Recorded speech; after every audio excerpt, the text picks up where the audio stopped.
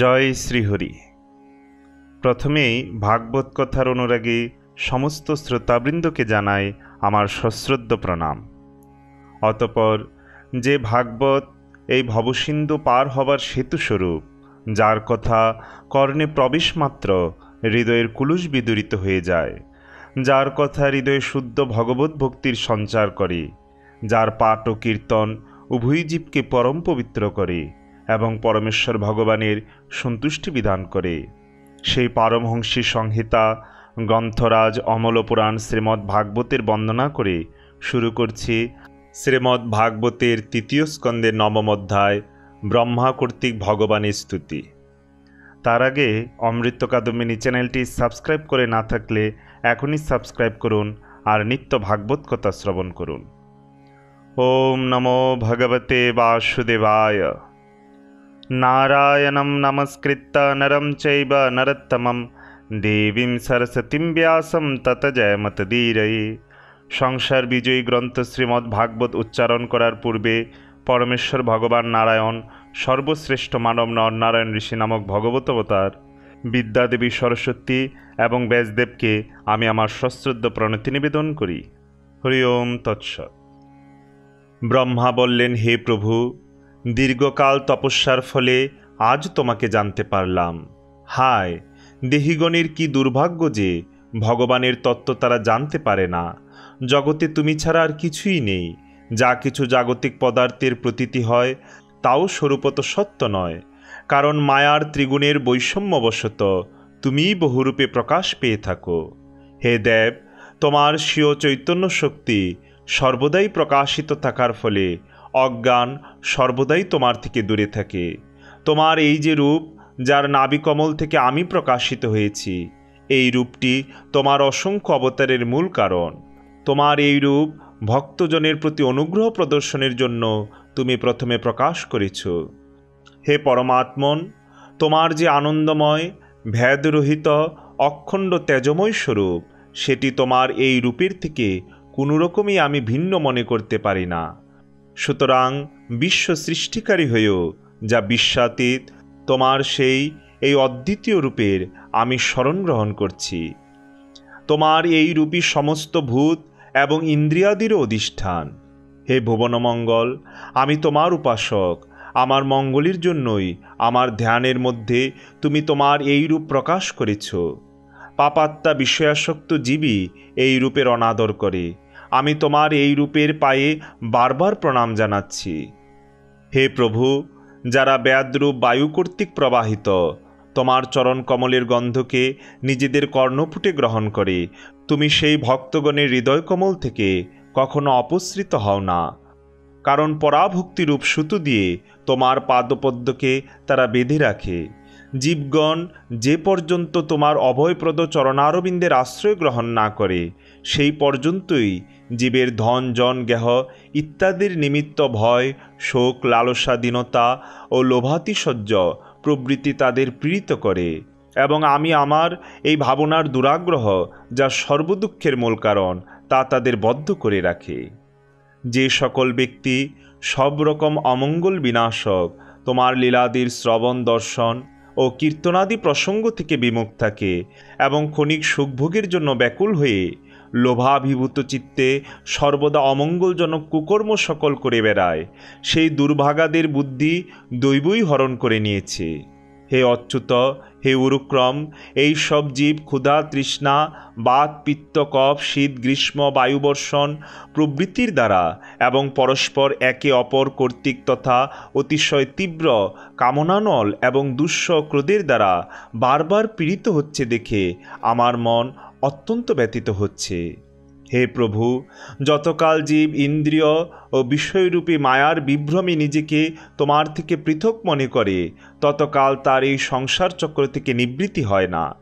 যদিও এটা মিথ্যা, তবুও কর্মের ফলভোগের ক্ষেত্র হওয়ার দরুন তার নানাবিধ দুঃখপ্রাপ্তি অবশ্যই হয়।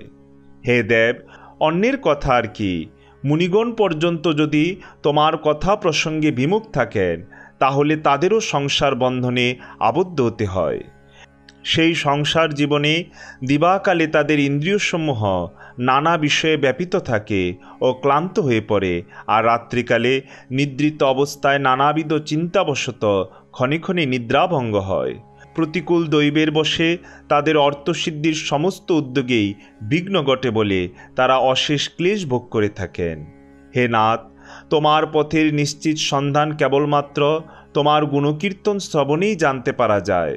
ভক্তগণের ভক্তিযোগ দ্বারা পরিশুদ্ধ হৃদয়ে তুমি নিশ্চয়ই অবস্থান করে থাকো। হে পুণ্যশ্লোক প্রভু, তোমার ভক্তগণ যেই যেই ভাবনায় তোমার ধ্যান করে, সেই সব সাধুভক্তদের অনুগ্রহ প্রদর্শনের জন্য তুমি সেই রূপে প্রকটিত হয়ে থাকো। হে ভগবান, তুমি একম অদ্বিতীয় এবং সমস্ত প্রাণীর অন্তঃকরণে অবস্থিত, তাদের পরম হিতকারী অন্তরাত্মা। সর্বভূতে দয়া করলে তুমি যেরকম অতি প্রসন্ন হও, হৃদয়ে কামনা পোষণকারী দেবতাগণ কর্তৃক নানাবিধ উপাচারের দ্বারা পূজিত হয়েও তুমি সেরকম প্রসন্ন হও না। কিন্তু সেই সর্বভূতে দয়া অসৎ পুরুষদের পক্ষে অত্যন্তই দুর্লভ। যে সব কর্মের ফল তোমাকে অর্পণ করা হয় সেগুলি অবিনাশী, অক্ষয় হয়ে যায়। সুতরাং নানাবিধ কর্ম, যজ্ঞ, দান, তপস্যা, ব্রতচর্যাদি দ্বারা তোমার প্রসন্নতা লাভ করাই মানুষের সর্বশ্রেষ্ঠ কর্মফল। কারণ তুমি তুষ্ট হলে আর এমন কোন ফল আছে যা দুর্লভ? তুমি তোমার স্বরূপ প্রকাশের দ্বারাই জীবের ভ্যাদ ভ্রমরূপ অন্ধকার নাশ করে থাকো। তুমি জ্ঞানের অধিষ্ঠান, সাক্ষাৎ পরম পুরুষ। আমি তোমাকে প্রণাম করছি। বিশ্ব সংসারের সৃষ্টি, স্থিতি ও লয়ের নিমিত্ত যে মায়ার লীলা হয় সে সবই তোমার খেলা, তাই তোমাকে বারংবার প্রণাম। যে সব মানুষ প্রাণত্যাগকালে বিবশ হয়েও তোমার অবতার, গুণ ও কর্মের পরিচায়ক, তোমার দেবকীনন্দন, জনার্দন, কংসনিধন প্রভৃতি নামসমূহ কেবলমাত্র উচ্চারণও করে, তার বহু জন্মার্জিত পাপ থেকে সদ্য মুক্ত হয়ে মায়াদি আবরণ রহিত নিত্যমুক্ত সচ্চিদানন্দময় ব্রহ্মপদ প্রাপ্ত হয়। জন্মাদি রহিত সনাতন ব্রহ্ম, সেই তোমার আমি শরণাপন্ন হলাম। হে ভগবান, এই বিশ্ব বৃক্ষরূপে তুমিই বিরাজমান। তুমি তোমার মূলা প্রকৃতিকে আশ্রয় করে সংসারের সৃষ্টি, স্থিতি, লয়ের জন্য রজগুণযুক্ত আমি ব্রহ্মা, সত্যগুণযুক্ত স্বয়ং বিষ্ণু এবং তমগুণযুক্ত মহেশ্বরের রূপ গ্রহণ করে তিনটি প্রধান বৃক্ষ শাখায় বিভক্ত হয়েছ এবং পরে আবার প্রজাপতি এবং মনু ইত্যাদি শাখা প্রশাখার রূপে অভিব্যক্ত হয়ে নিজেকে বিবিধভাবে বিস্তার করেছ। আমি তোমাকে প্রণাম করছি। হে ভগবান, তুমি নিজেই তোমার আরাধনাদির লোক কল্যাণকারী স্বধর্মের উপদেশ প্রদান করেছ, কিন্তু যারা ওই দিকে উদাসীন হয়ে সর্বদা বিপরীত কর্মে লিপ্ত থাকে, সেই সকল প্রমাদগ্রস্ত জীবের জীবনের আশাকে অতি শীঘ্র ছেদনকারী অনিমেষ মহাবলশালী কালও তোমারই রূপ। আমি সেই রূপে তোমাকে প্রণাম করি। যদিও দ্বিপরার্ধকাল স্থায়ী ও সর্বলোক বন্দনীয় সত্যলোকে আমি অবস্থান করি, তবুও সেই কালরূপকে আমি ভয় পাই। তার থেকে নিস্তার পাওয়ার জন্যই আমি বহুবিধ যজ্ঞের অনুষ্ঠান সহ দীর্ঘকাল তপস্যা করেছি। তুমি অধিযজ্ঞরূপে আমার এই তপস্যার সাক্ষী, তোমাকে আমার প্রণাম। তুমি পূর্ণকাম, তোমার কোনো বিষয় সুখের আকাঙ্ক্ষাও নেই, তবুও তুমি তোমার নিজ সৃষ্ট ধর্মমর্যাদা রক্ষার উদ্দেশ্যে পশু, পক্ষী, মনুষ্য ও দেবতা ইত্যাদি জীবজনিতে স্বেচ্ছায় শরীর ধারণ করে বিবিধ লীলা অনুষ্ঠান করে থাকো। সেই পুরুষোত্তম ভগবান, তোমাকে আমার প্রণাম। হে প্রভু, তুমি অবিদ্যা, অস্মিতা, রাগ, দেশ ও অভিনিবেশ এই পঞ্চবিধ বৃত্তির কোনোটার দ্বারাই অভিভূত নও, তবুও তুমি সমস্ত বিশ্ব সংসার তোমার উদরে লীন করে ভয়ঙ্কর তরঙ্গ সংকুল বিক্ষুব্ধ প্রলয় জলদির মধ্যে অনন্ত বিগ্রহের কোমল শয্যার উপর শায়িত রয়েছ। এ সবই কেবল পূর্বকল্পের কর্ম পরম্পরায় ক্লান্ত জীবকে বিশ্রাম সুখ প্রদানের নিমিত্ত। তোমার নাভি কমল রূপ ভবন থেকে আমি উদ্ভূত হয়েছি। এই সমগ্র বিশ্ব তোমার উদরে বিলীন হয়ে অবস্থিত রয়েছে। তোমার কৃপাতে আমি ত্রিলোক সৃষ্টিরূপ মঙ্গলকর্মে প্রবৃত্ত হয়েছি। এখন যোগনিদ্রা অবসানের ফলে তোমার নেত্রকমল উন্মিলিত হচ্ছে। তোমাকে আমার প্রণাম। তুমি সর্বলোকের একমাত্র সুহৃদ ও আত্মা তথা শরণাগত বৎসল। যে জ্ঞান ঐশ্বর্য দিয়ে তুমি বিশ্বকে আনন্দিত করো, তার সাথে আমার প্রজ্ঞাকে যুক্ত করে দাও, যাতে পূর্ব কল্পের মতো আবার বিশ্ব সৃষ্টি করতে সমর্থ হই। তুমি ভক্তবাঞ্ছা কল্পতরু, স্বীয় শক্তি লক্ষ্মীদেবীর সাথে অনেক গুণময় অবতার সহ যেসব বিচিত্র লীলার বিস্তার তুমি করবে, আমার এই বিশ্ব রচনা সেসবেরই অন্যতম। সুতরাং এই রচনার সময় তুমি আমার চিত্তে সেই কর্মশক্তি ও প্রেরণা দাও, যাতে সৃষ্টি রচনার ব্যাপারে আমি অহংকার রূপ দোষ থেকে দূরে থাকতে পারি। হে প্রভু, কারণ সলিলে শায়িত অনন্ত শক্তি পরমপুরুষ ভগবান, তোমার নাভিপদ্য থেকে আমি সমুৎপন্ন হয়েছি এবং আমি তোমারই বিজ্ঞান শক্তি। সুতরাং এই সংসারের বিচিত্র রূপ বিস্তারের সময় তোমার অনুগ্রহে বেদ বাক্যসমূহের উচ্চারণ শক্তি আমার যেন লোপ না পায়। তুমি অপার করুণাময় পুরাণ পুরুষ। গভীর প্রেমযুক্ত হাস্যের সঙ্গে তুমি তোমার নয়ন কমল দুটি কৃপা করে উন্মিলিত করো এবং শেষ শয্যায় থেকে গাত্রোত্থান করে বিশ্বের উদ্ভবের জন্য তোমার সমুদূর বাক্যের দ্বারা আমার বিষাদ দূর করো। মৈত্রেয় মুনি বললেন, হে বিদুর, এই রকম তপস্যা, উপাসনা ও সমাধির দ্বারা নিজের উৎপত্তির হেতুভূত শ্রী ভগবানকে সাক্ষাৎ করে এবং মন ও বাক্যের সামর্থ্য অনুযায়ী তার স্তব করে ব্রহ্মা যেন কিঞ্চিত অবসন্ন হয়েই নিবৃত্ত হলেন। শ্রী মধুসূদন ভগবান দেখলেন যে ওই প্রলয় জলরাশি দিকে ব্রহ্মা খুব চিন্তিত হয়েছেন এবং বিশ্ব সৃষ্টির ব্যাপারে কোনো স্থির নিশ্চয় না হওয়াতে খুব বিষণ্ণ অবস্থায় রয়েছেন। তাই তিনি তার মনোগত অভিপ্রায় বুঝতে পেরে গম্ভীর বাক্যে তার মোহ নিবারণ করে বলতে লাগলেন। শ্রী ভগবান বললেন, হে বেদগর্ভ, তুমি বিষাদগ্রস্ত হয়ে অলস্যের বশীভূত হইও না, সৃষ্টি রচনার ব্যাপারে তৎপর হও। তুমি আমার কাছে যে সকল জ্ঞান ঐশ্বর্যাদি প্রার্থনা করেছ, সেসব আমি আগেই পূরণ করে রেখেছি। তুমি আবার একবার তপস্যা ও আমার মন্ত্র উপাসনাদির অনুষ্ঠান করো। সেই তপস্যা উপাসনা দ্বারা তুমি নিজের হৃদয় মধ্যে সকল লোককে সুস্পষ্টভাবে ব্যক্ত দেখতে পাবে। তারপর ভক্তিযুক্ত ও সমাহিত চিত্ত হয়ে সমগ্র লোকে এবং তোমার নিজের মধ্যে তোমাকে পরিব্যাপ্ত দেখতে পাবে এবং আমার মধ্যে সমগ্র লোক ও নিজেকেও দেখতে পাবে। কাঠের মধ্যে যেমন অগ্নি আছে, সেই রকমই প্রত্যেক জীবের মধ্যে অন্তর্যামী রূপে আমি আছি।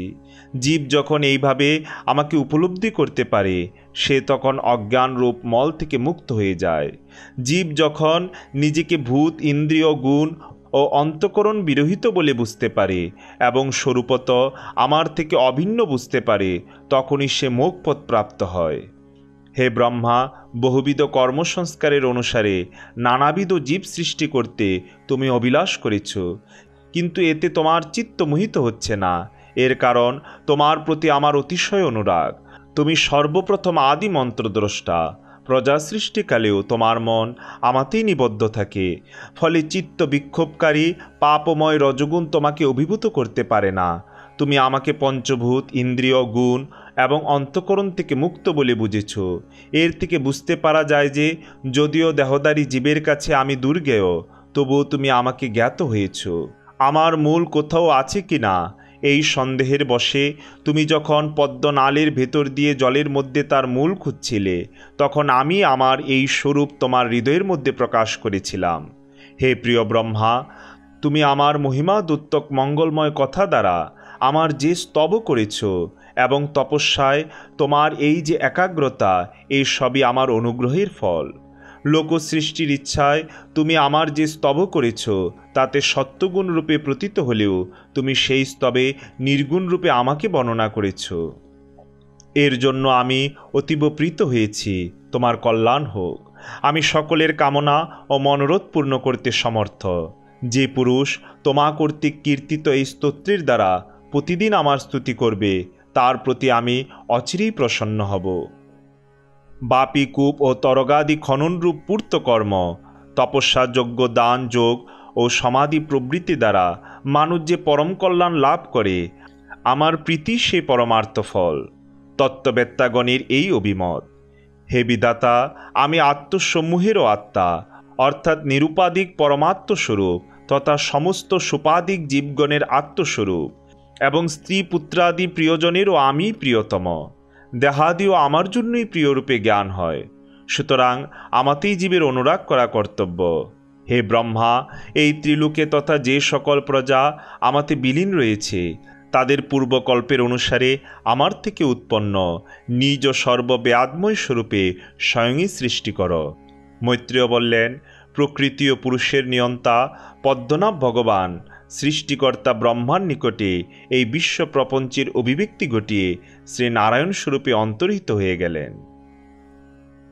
ওম তৎসৎ ইতি শ্রীমন্মহর্ষি ব্যাসদেব প্রণীত পারমহংসী সংহিতা শ্রীমদ্ ভাগবত মহাপুরাণের ৩য় স্কন্দের ৯ম অধ্যায় সমাপ্ত।